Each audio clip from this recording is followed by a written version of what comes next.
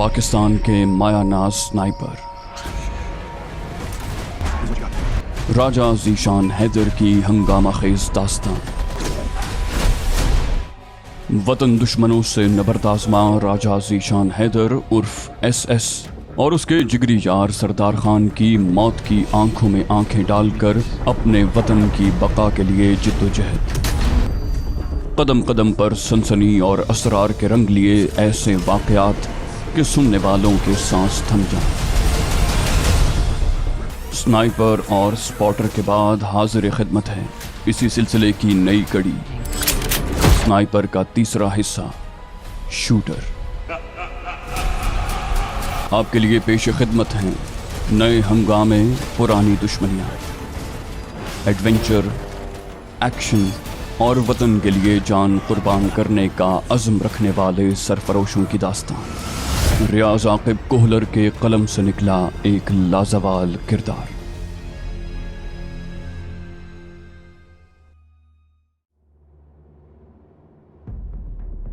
पहाड़ी की बुलंदी तक पहुंचने में हमें 20-25 मिनट लगे। एक मुनासिब जगह का इंतखाब करके मैंने SR1 को बैग से निकाला और पुर्जों को जोड़ने लगा। यहाँ एक बात ध्यान में रखें कि स्नाइपर राइफल को सिफर करने के बाद अगर उसकी टेलीस्कोप साइट को राइफल से उतार लिया जाए तो राइफल की सिफरिंग में फर्क पड़ जाता है। इस वजह से मैं SR1 की टेलीस्कोप साइट को उसके माउंट से नहीं उतारता था ताकि फायर की दुरुस्ती में फर्क ना आए। मैगजीन भरकर मैंने राइफल पर चढ़ाई, एक फालतू मैगजीन भी भरकर साथ रख दी ताकि ज्यादा दुश्मनों पर फायर करने की तैयारी मुकम्मल हो। हवा बिल्कुल नहीं चल रही थी, इसलिए मैंने विंड मीटर के इस्तेमाल से गुरेज किया था। यहाँ से कमरों और कार का फासला भी मैं दिन को नाप चुका था, इसलिए चुपके से राइफल के अकब में लेट गया। रशीद उर्फ सतीश को सर्दी लग रही थी। वो टहलने के लिए उठने ही लगा था कि मैंने डांट कर हरकत करने से मना कर दिया। कहा, हरकत बंद, इतनी सर्दी से तुम मर नहीं जाओगे। उसने कराहते हुए पूछा, तुम्हें सर्दी नहीं लगती? मैंने कहा, लगती है, लेकिन इसका ये मतलब हरगिज नहीं कि मैं दुश्मन को चौकन्ना होने दूं।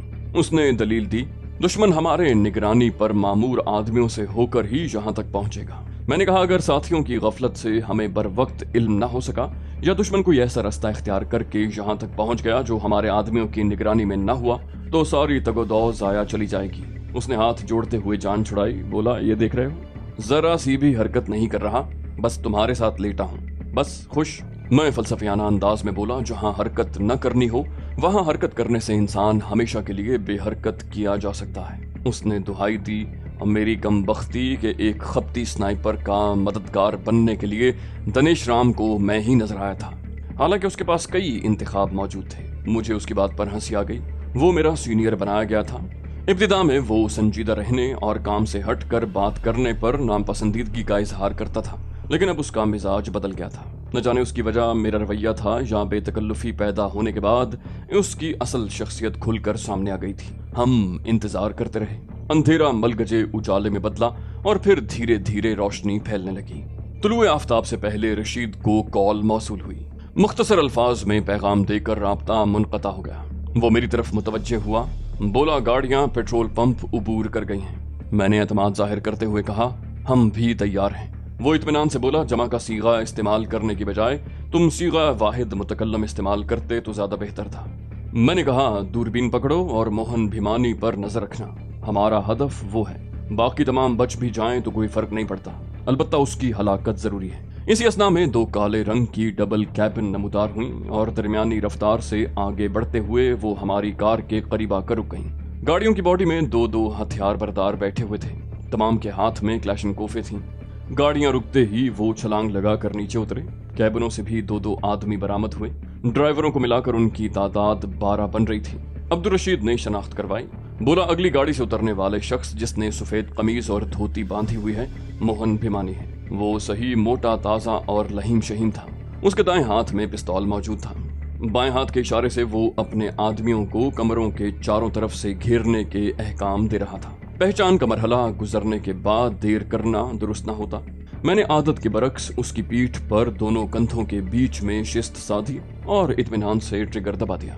उम्दा सलेंसर की वजह से बिल्कुल हल्की सी ठक हुई थी। राइफल के बट ने मेरे कंधे को प्यार से थपकी दी और SR1 की 8.65 की गोली उसकी पीठ से घुसकर छाती को फाड़ती हुई निकल गई। वो जोरदार झटके से औंधे मुंह गिरा। 900 मीटर के फासले पर तो मैं उसके मुंह में भी गोली मार सकता था, लेकिन खोपड़ी में गोली रसीद करने से वाजे हो जाता कि किसी मुस्तनद स्नाइपर ने गोली चलाई है। रशीद मुसरत से चहका, वाह क्या निशाना है बॉस। मगर मेरे पास गपशप का वक्त नहीं था। मैंने राइफल दोबारा कॉक की और दूसरे आदमी पर गोली चला दी।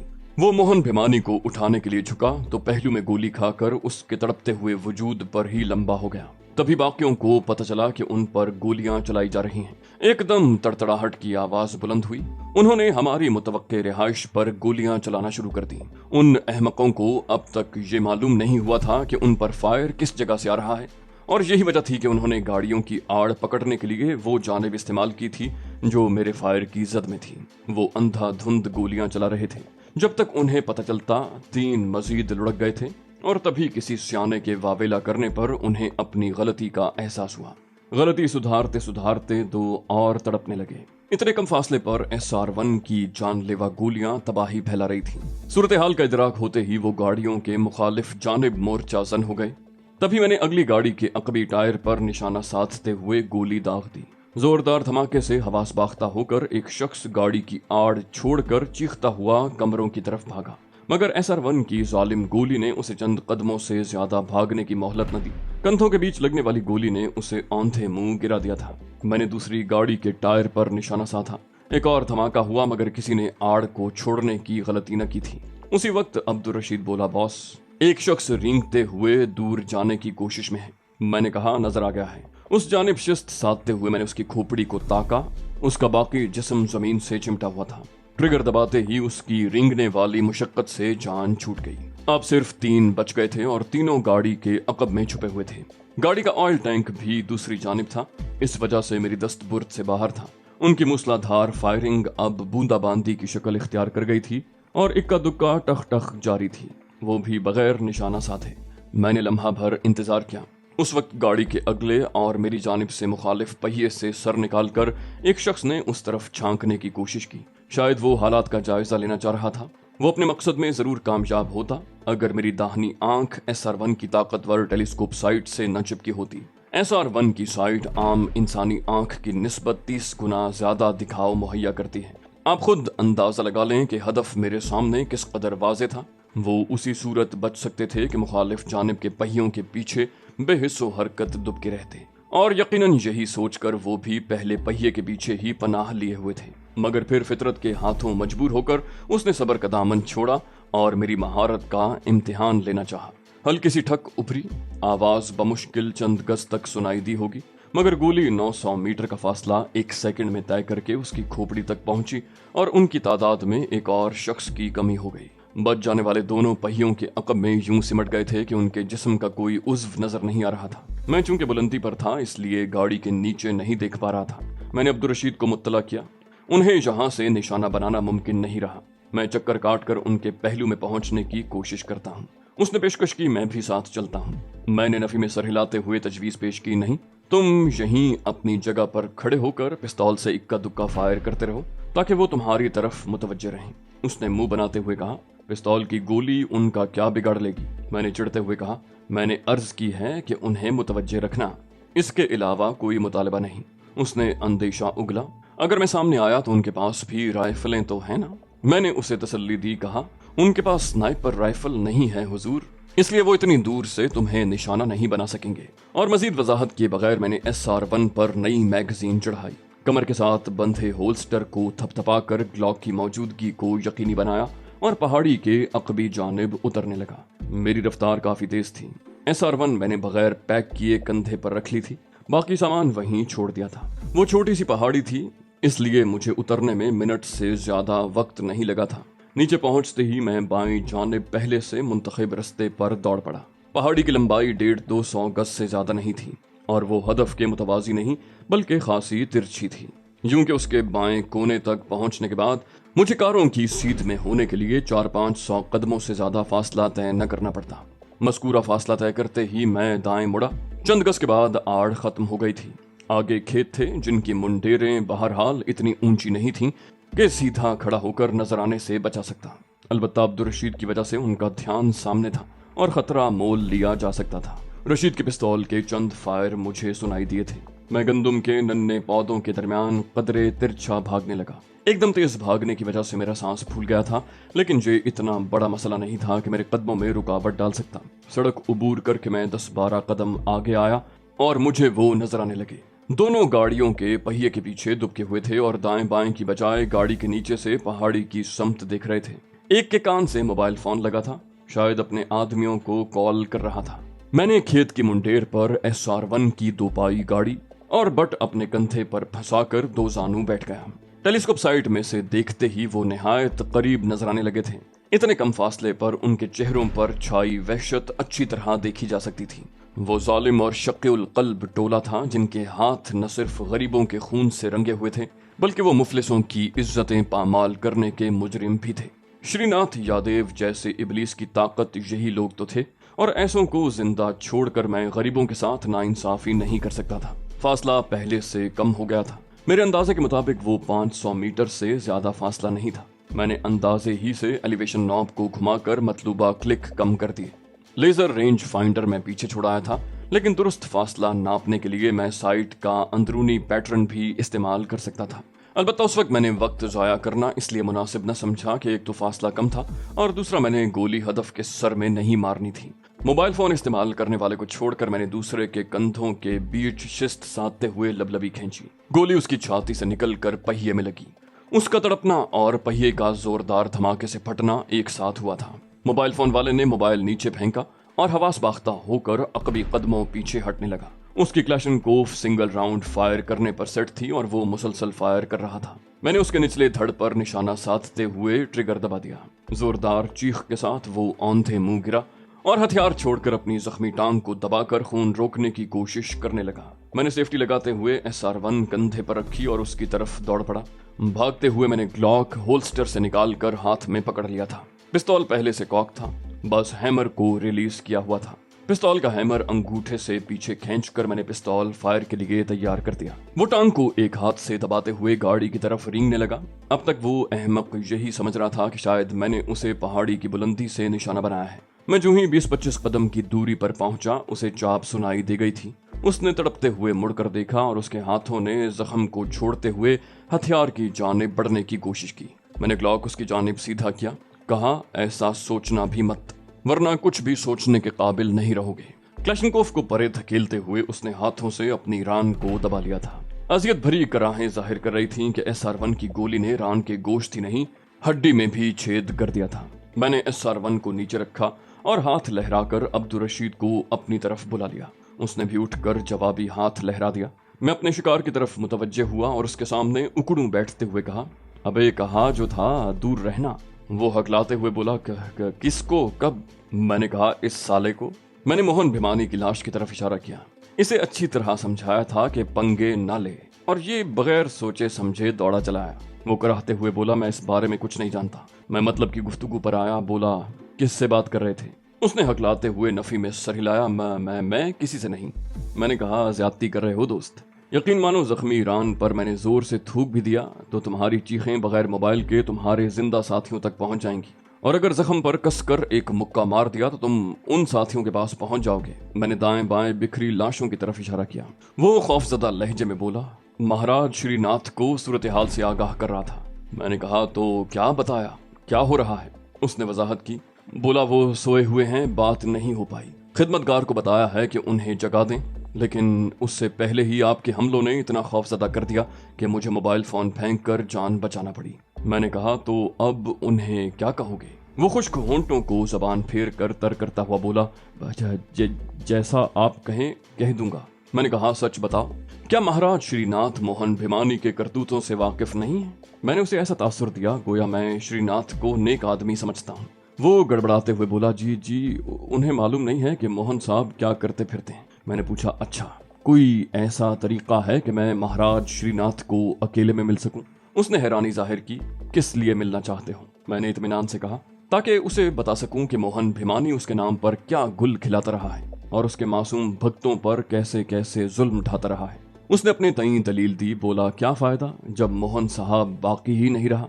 मैं इतना कच्चा नहीं था कि उसकी दलील का रद्द न कर सकता। मैंने कहा, यकीनन मोहन के कई खैरखा महाराज के दासों का रूप धारे उनके गिर्द मौजूद होंगे और उनका कलाकमा करने के लिए जरूरी है कि महाराज को उनके बारे में मुकम्मल मालूमात पहुंचाई जाएं। उसने दाएं बाएं सर हिलाया, बोला सच कहूं तो ऐसा होना मुमकिन नहीं है।